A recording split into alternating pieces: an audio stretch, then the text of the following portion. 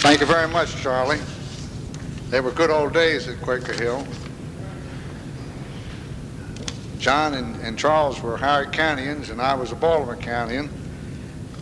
My parents didn't think that I should walk down the road along Gray's Level and go to the Baltimore County School at the foot of 9 Mile Hill. So they persuaded the county to permit me to come over here for my education, which we're very grateful for. The people of the community were not exactly strangers to fires or fire losses. Fire had been somewhat of a problem for them for years. And in those days, most of all the fires were in fouled or clogged chimneys because of burning wood and so forth.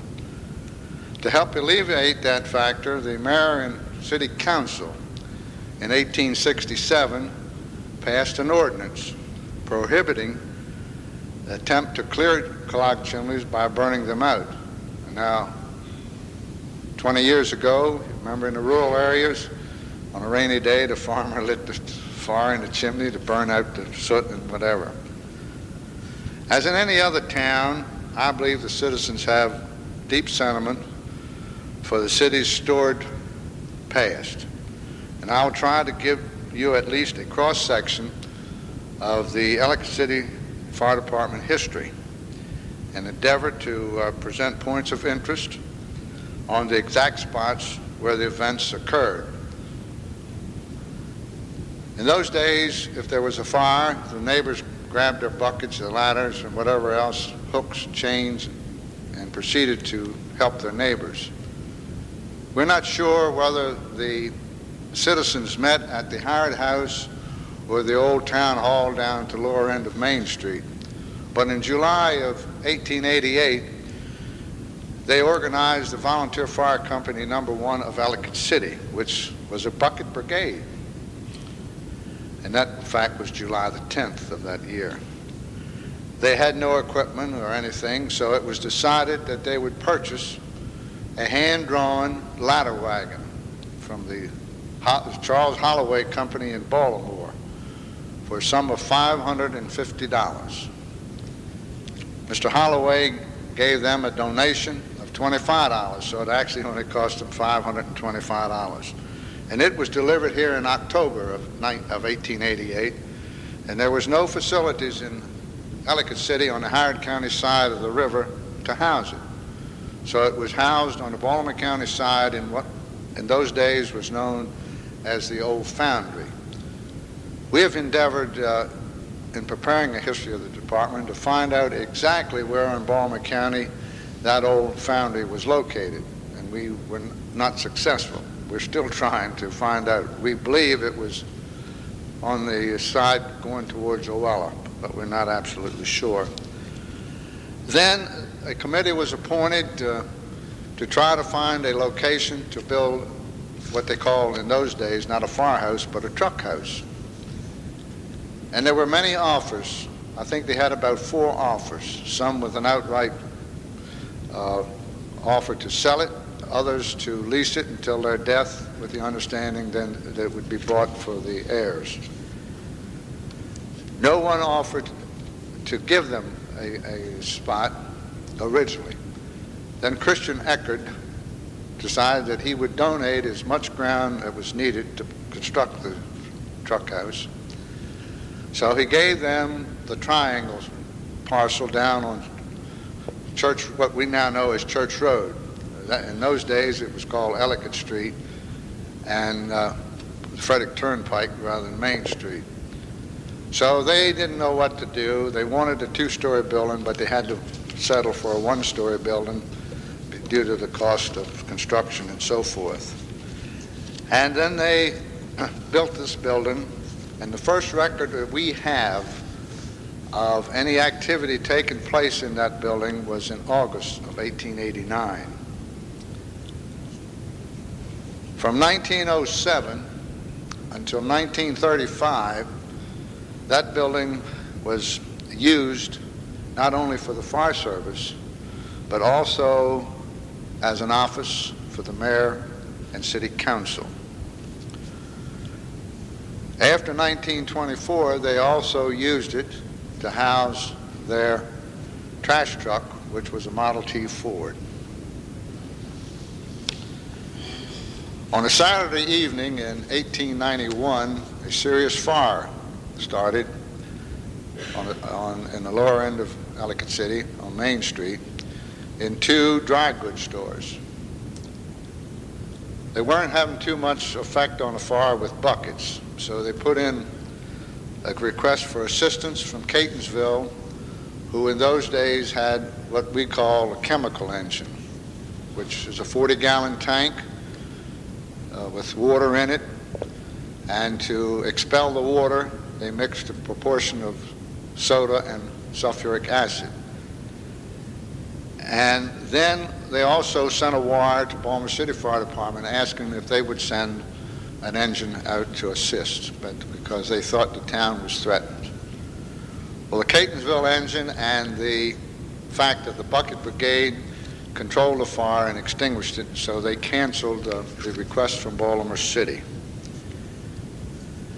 But that caused the citizens of the town to realize that they needed something other than the fact that they could call the neighbors and use the buckets. So they purchased a Howe hand-drawn, hand-operated pumper. And it was known as a side-stroke type, and that meant that on each side of the apparatus was a 10-foot rail. And to operate it, or to force any water or pump anything, you had to have men on both sides and use the up and down motion. During the years that that piece of equipment was in service, a spectacular fire occurred in 1895, and it destroyed the Henry D. Metzell's paper mill. Now, some of you may know where that paper mill was located. I, as a child, hunting with my grandfather, who lived on Sylvan Lane, remember seeing the foundation. And the only thing I got out of him was it was a paper mill, a former paper mill. Well, when the department asked, and we're complying their information for the history, going through the records here, we found who the mill belonged to, the day it was on fire, and so forth. Well, it was located opposite the Dickey Mill on the west side of the B&O Railroad track. That's where it was. And I think, and I haven't been there for years, but I think that probably part of the foundation is still there. There was no means to alert the volunteers when there was an emergency. So the B&O Railroad was approached with the idea of them donating one of the steam engine's bells, which I'm sure you all remember that when they came into a station or a crossroad, they'd ring the bell. And the railroad did that in 1894. Then in 1890, and that didn't cover too wide an area as far as the sounding was concerned to alert the personnel. So in 1896, July 4th of that year, the mayor and the city council presented a bell to the fire department. And when the bell was being cast,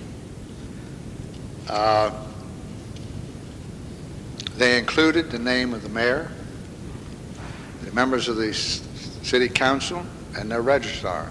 And that's all cast in the bell. The fire department still has the bell. It's in the cupola of their present station. It was used to alert the volunteers up until 1939, at which time then electric siren was used. About a year ago, the people on the board of directors here remember that at one of the meetings, it was mentioned the fact that a lady had called here stating that she had a gold medal that was awarded to her aunt, and that she was in need of some finances. And would we, the society, be interested in buying it or purchasing it. Sorry to say, no one got her name, telephone number, or address. I was asked at that meeting if I knew anything about it, and I did not. But after that, we found out what happened and when it occurred. It occurred late one night, very heavy snowstorm, and a lady by the name of Bessie Holtman was a telephone operator of the Maryland Telephone Company. Now, the Maryland Telephone Company was on the second floor of what was known as the James H. Gaither Livery Stable, which at that time was located right where our present post office is on Main Street. What occurred was the fact that there was a fire. She barely got out of the building due to the smoke and so forth, but she did get into the fire station here on Church Road through the back door and was able to ring the bell. And that's why she was presented with a medal, because they feel by her doing that and alerting the volunteers as quickly as she did, saved the town from the possibility of a serious fire. She was very hesitant to go into the building for two reasons. First of all, she didn't know whether or not she would be strong enough to pull the rope to ring the bell.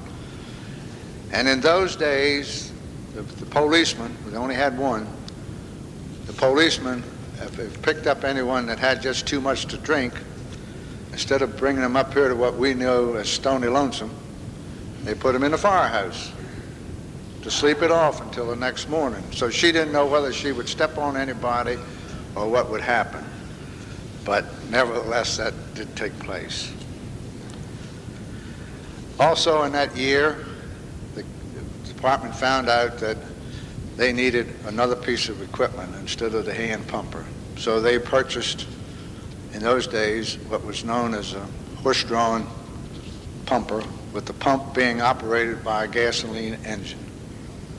And it did a tremendous job, and it remained in service from July the 15th, 1910 until November the 23rd, 1923. One of the most destructive fires to occur in our county occurred in March of 1911. That's when St. Charles College was destroyed. That fire spread very rapidly. The priests were unable to save any of their personal belongings. However, in the wings of that structure, where the students had their dormitory and the nuns had theirs, they were able to get into those sections, and they in turn saved practically everything of their personal belongings. The next thing of any importance in the community as far as fires are concerned really put a crimp in things here in Ellicott City. In 1914, in June of 1914, the only means of crossing the Patapsco River between Baltimore and Howard County was the wooden bridge, covered bridge down here. Part of the abutment in the center is still there. The floods have washed some of it away. But that was destroyed by fire. So the only way that you could get with the wagons drawn by horses and so forth was to ford the river, and a wooden walkway was constructed over the iron steel trolley bridge which ran from Baltimore County over. And of course they put up with that until the new bridge was built. 1915 saw another serious fire in Ellicott City. It started down in what is now known as 8193 Main Street, and that's just west of where the fire was in 84. Started in a grocery store operated by a man by the name of Marshall Bacon, and it extended from that point all the way up to Columbia Pike, taking 5 buildings, including the post office. After the fire, there was many complaints about the fact that everyone thought there was confusion as far as the fire service in Ellicott City was concerned, and Baltimore County did come and assist on that, and so they thought they should reorganize, and they did, and that was it. Now, after that fire, 4 buildings were reconstructed in June of that year, or spring of that year. That's 1915. The 5th building was not built until 1924, and that is what we now know as Taylor's Furniture. The other buildings on down were, 3 of the buildings were owned by one family and the 4th one by another, so they were built then. But the Taylor wasn't there until 1924. Over on the Baltimore County side, Frederick Road did not follow the present, as you know, it goes down. It went down along the mill, between the mill and what was then the old mill race. And Gambril's had 2 mills. They had one on the left side going towards Catonsville and one on the right. The one on the left was a 6-story building with a grain elevator. And that was destroyed by fire in 1916. The next fire that caused trouble here in Ellicott City was right where Ellicott Square is now, on the other side of that alley. 2 stores were destroyed and 2 were severely damaged. In that fire in 1917 and the fire in 1915, Johnson's drugstore was severely damaged, because one year the fire was on the west side of it and the other one was on the east side, but it withstood that. In 1918, W.J. Dickey had a very large government contract for cloth for the United States Army. And on a Saturday night, fire destroyed their 3 main buildings. And everyone thought it was sabotage or arson or something, but it turned out to be an electrical failure that caused that fire. They were also concerned about the size of the fire, that those houses, which everyone knew the workers lived in the town houses, but they were able to save those, and it went only those 3 buildings. In that same year, 1918, on the right-hand side of Frederick Road, next to the Patapsco River, the old mill, Gambril's old farm mill, was destroyed, and it was erected in 1774. So both mills were destroyed by fire in a 2-year period. Another fire that was brought a lot of citizens' concerns was the mansion of J. Booger Clark on Montgomery Road, near where the present armory is. At that time, in 1920, it was valued at $250,000. And it was completely destroyed because there was no water or anything else. 1921, his brother's home, J. Lawrence Clark, up at Dalton on what is Old Annapolis Road. It was over 100 years old, and it was considered one of the finest in Harrod County.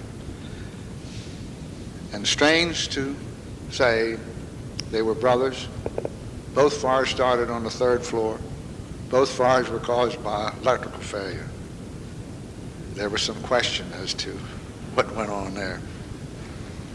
1923 was a very destructive year for Ellicott City. First of all, in January of that year, Rock Hill College was completely destroyed by fire. November of that year, Patapsco Manor Sanatorium, which is where Taylor Manor Hospital is now, one of their buildings was destroyed. But what transpired to the fire service at that time was sad. Everything that they had, which was a fire engine, that ladder wagon I talked about, they had a hose reel, and they had a hose wagon, four-wheel wagon. All of that was connected to the back of the Model T Ford trash truck. And going down Main Street, when they got down near where the Commercial Farmers Bank is now, the wheels on the engine got caught in the car track because it was a V-type rail, and it upset, turnover, striking 8 children, 2 very seriously. And that left Ellicott City without any fire protection whatsoever. In December of that same year, John C. McGinnis' house on College Avenue, which was a show place of more than 20 rooms, known as Libram now, and it was one time was called Hazleton, it was destroyed. But after the accident, the city commissioners, because in 1914 we changed from mayor and city council to 3 commissioners for Ellicott City, the incorporated town. They met with the county commissioners, persuading them to assist in the purchase of an up-to-date modern fire engine. And the county agreed that they would purchase it, and these are the stipulations. That Ellicott City would be responsible for housing, maintaining, and operating the equipment throughout Harrod County. The engine cost $10,500. The county commissioners borrowed the money from the Patapsco National Bank and made payments annually for 3 years, with the understanding that the city would pay for the interest charges, which Ellicott City commissioners did. Ellicott City also had to provide adequate quarters, housing for it. And the building on Church Road just was not capable of doing it, so the commissioners purchased from the Talbot brothers what was then their garage next to the present lumberyard down here. The county commissioners also insisted that Ellicott City be responsible for having someone live in the apartment over top of the engine bay or engine storage area that would receive the alarms and would alert the volunteers and be responsible for the maintenance of the equipment. And that individual selected was my father. So that's when I became associated with the Fire Service of Harrod County. In June of 1924, we moved into that building. It was 5 rooms, a very large pantry, and so forth. And my mother and father was responsible for the calls. Ellicott City did not have sufficient funds or means of operating and maintaining the department, so the first carnival was held at B&O Yard for 4 days. And they realized a net profit of $2,500.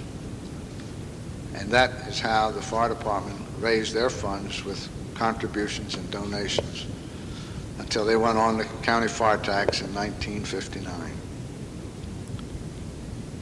The first call that reorganized, I'm missing something.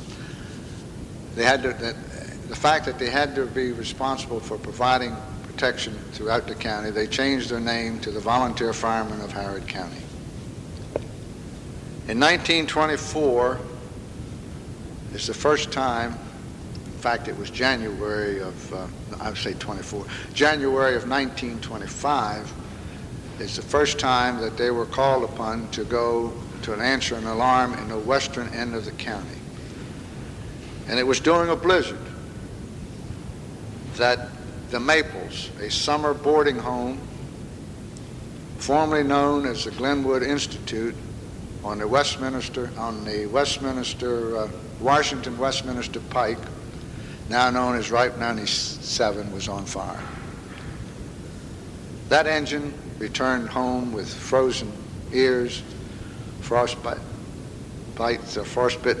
fingers, and so forth. A strange thing happened that night. There was a vigil, black individuals, had his hands on the radiator to keep him warm. And my father asked him for coffee for the men. And he said, "Not tonight, boss." Well, anybody here that knew my father knew what happened. He got in the toolbox and got a hammer, and he says, "USB, get away from here." That was my father's way of doing things, see. But that's a good example of what had to be done then. That same year, there was another fire in what we knew then as Fulton. Not the Fulton that's out on 216, but the Fulton is right up here at Montgomery Road and Old Columbia Pike, known as the Fairview Farm. That was the William Fulton house, and it burned down. This church was involved in a call that same year. It was on a Saturday night. There was a storm. And the Oddfellows, who annually went to one of the churches in the city, were due to be here on Sunday morning for their annual services. And the call came in far at the Presbyterian Church. So they all come up here. They go all through the church, wet boots and everything. So you can imagine the condition of the church after they were here. So they found out that instead of the fire being here, it was at the Granite Presbyterian Church. And Ellicott City was the closest fire company to Granite, which is the other side of Woodstock. So that's...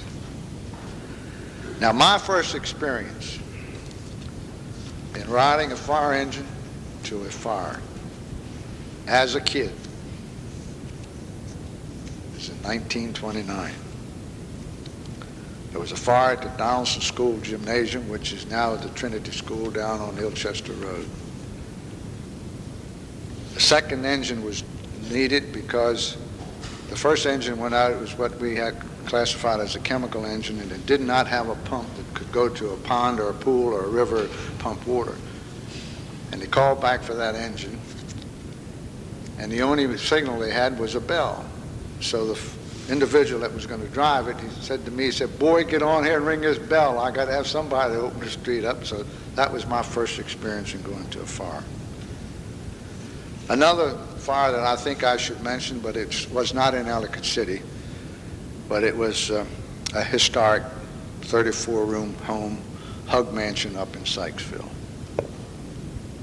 One of the best things that ever happened to the fire department was in 1934, when Our Lady's Auxiliary was organized. There were fundraising activities, canteen service, and anything that the men needed, they pitched in and helped. The building down next to Talbot's Lumber had its drawbacks. There was no restrooms. The heating system did fine for the apartment, but the engine room was terrible. You'd freeze to death in wintertime unless you sat on top of the old furnace. So they looked around, and they were able to purchase the lot where the present fire station is located from the Mackeson family. And then they inquired around as to what was needed to secure some government funds. And they were told that they had to have a governmental agency sponsor them. Well, of course, Ellicott City the charter had been rescinded in 1935, so they had to go to the county commissioners. And it was necessary that the sponsoring agency own the property. So the fire department deeded that lot over to the county, and then an application was made to the federal government, and it was granted, and that building cost just around $40,000 in 1939. and then he moved in. Also in that year, something else affecting the church here was their old manse on Church Road. The upper area and the roof were on fire and did considerable damage. Again, in that same year, an 85-year-old landmark in Ellicott City was destroyed. St. Peter's Episcopal Church over on St. Peter Street, which we now know as St. Paul Place. It was completely destroyed, and they, of course, relocated where they are now. Another very strange incident in Ellicott City occurred in 1940. Happened right down here on Main Street in Old Columbia Pike. On the corner was a grocery store called People's Store, owned and operated by a man by the name of Joseph Berger, who was a handicapped individual. When we arrived on the location, fire was coming out the windows. The stairway leading to the street was completely blocked by fire, so it was necessary to put up ladders to the second floor window to get Mr. and Mrs. Berger out along with the roomer. Mr. Berger being handicapped, when we started up the ladder to assist him out the window and down, Mr. Berger said to his wife, "You know cripples first," and he came out first.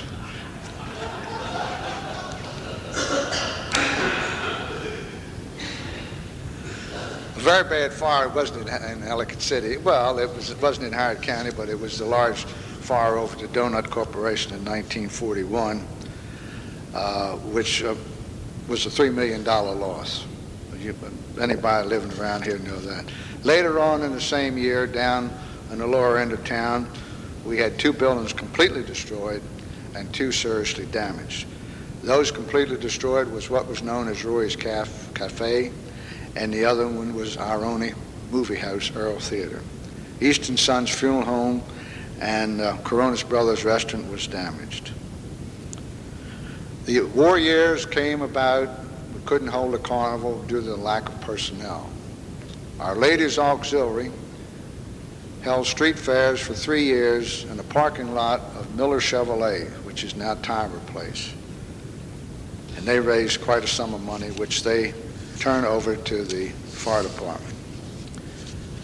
The monies that they raised paid off a note to the Patapsco National Bank for a 1941 engine, which the federal government tried to keep Ellicott City from getting because of the emergency. But Ellicott City was able to prove that it was needed here, and we got it. And that engine is now in the Fire Museum of Maryland in Lutherville, and it's been there since 1973. The department was hoping that that engine and the people that operate the museum said they were going to try and have it here yesterday for the fire prevention parade. But for them to have brought it here, they would have had to place it on a trailer because the oil and things have been drained out of it. And they just did not make it, so they may have had some problems that we didn't know about.